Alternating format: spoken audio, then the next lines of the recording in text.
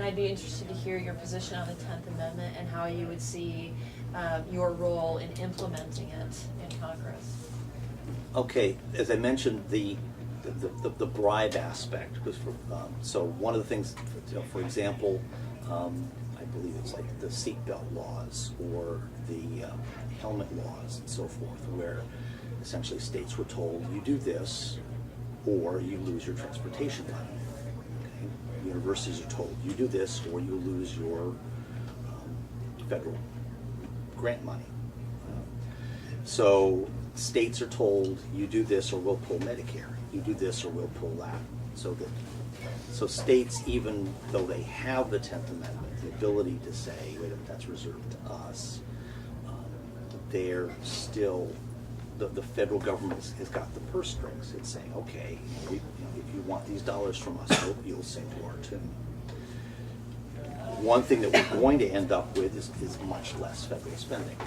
So the federal government will have less leverage in that regard because it has less money to buy it.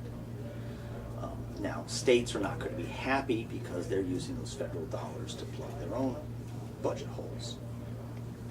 And so, again, there's going to be the state legislatures on that side of the supplicant saying, please keep giving us our money. We'll continue giving away our rights.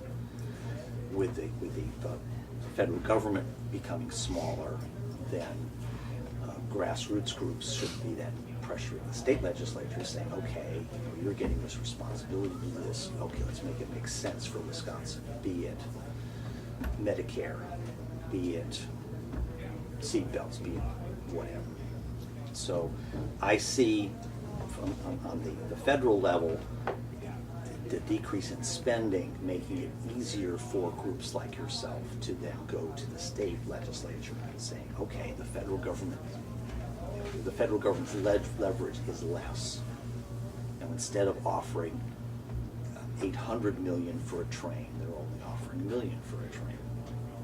Well, so let's do what's right for Wisconsin and tell the federal government to keep its $1 million. In the back again. We were at a meeting earlier, much earlier, discussing the train. And one thing I was fascinated is a DOT person was there, and she or he, I don't remember, said the federal government used to fund 80 to 90% of all the road building, and as of January 1st, they're now funding 50%. So basically, they're just taking that other percentage and putting it in the train, and they're telling us what to do again. Mm-hmm. But so have you heard that? I mean, I hadn't specifically heard that.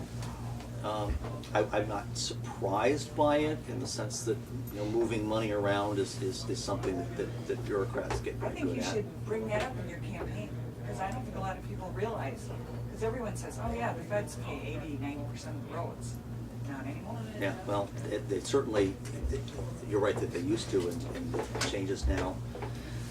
But one other thing to bring up in terms of paying for things is the recent extension of unemployment benefits, where there was a big to-do.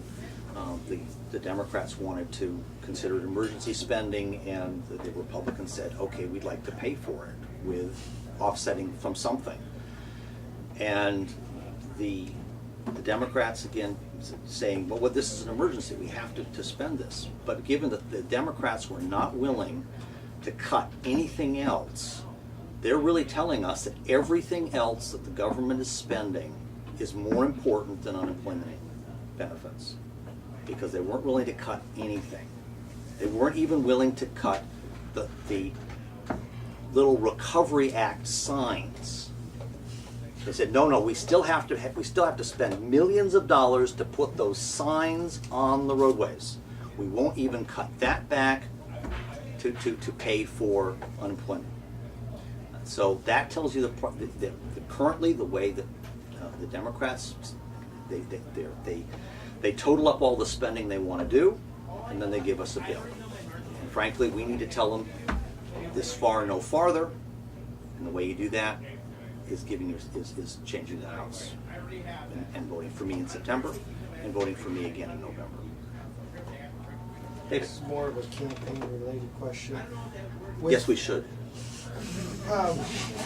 It's more, if you win your primary, and now you gotta unite the Republicans, have you made any attacks that have kind of, have really turned your primary opponents against you? I don't believe that. I don't believe I have. They wouldn't be able to. I believe that I have been. I criticize the incumbent for her record because she and I have pretty much diametrically opposed views. So I know where she stands on any issue by knowing how I stand on the issue. And so that's been the campaign, as I mentioned earlier, in terms of my platform, the entitlement reform. That's an issue I've brought up for 2 years, and it's the one that's I'm still the one speaking about that. Reforming spending, limited government. Again, those are my issues, and I see the Republican Party rallying around that. I got one more for you, Peter. Okay. And I got one too, there's a lion. Well, okay, let's see. So I actually saw her in Okay, the this back is first. a quick one. And then we'll go around the room there. Term limits. Term limits.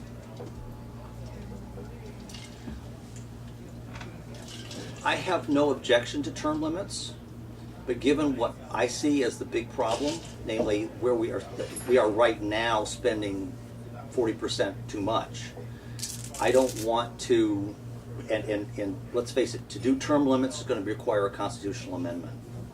And the amount of time that will take, I could probably be retired by then, in terms of being over 65. It could be 10 years or more. So I want to focus on what do we do in January. In January, we cut the budget. Jack. If you get to Washington, you make laws. I have to live by the laws that you make. But in a lot of cases, you don't have to be. Well, you're right that at this point, Congress doesn't have to abide by a number of laws that it makes. And I certainly find that pretty reprehensible. The other thing to remember is that I will be probably one of the most vulnerable incumbents when you send me to Washington. So I'll know that I'm likely to have to live by these laws in less than 2 years. So, and in particular, if I don't do what I'm saying I'm going to do, then I know I'll be out in 2 years. So with that in mind, yes, I'm going to make sure that the laws we pass apply to Congress. Well, Because the one I'm really worried about is healthcare. Sure. Because that's a big expense. We're paying a lot of money Mm-hmm. for all the congressional. They can go to spas, they can do whatever they want, and it's paid for. Yeah. Well, that's the whole federal bureaucracy. Right, the whole thing. And the yes, it used to be that the agreement was, if you will, the social compact. If you worked for the government, you had a lower salary, pretty good benefits, and lifetime tenure. And now what it is you've got a very good salary, wonderful benefits, and lifetime tenure. And that's got to change. I know, I used to work for the government, so I know what the program is. Okay, I would like to go, you started to talk about Homeland Defense a little bit ago, and I would kind of like to get back to that in more depth. We have a war on terror, whether the Obama administration is willing to face up to it or not. Mm-hmm. And frankly, what I've seen in the last year or so with attacks or attempted attacks on our own soil, multiple attempted attacks on our own soil, and some of them quite successful, I'm not at all convinced that the war on terror is being waged very effectively. Can you tell me what you would do as a congressman to ensure that we are winning the war on terror? What do you see as what do you see that we have in place now that you think works? What do you think we should get rid of? What do you think we should implement? Give me some idea of your strategy.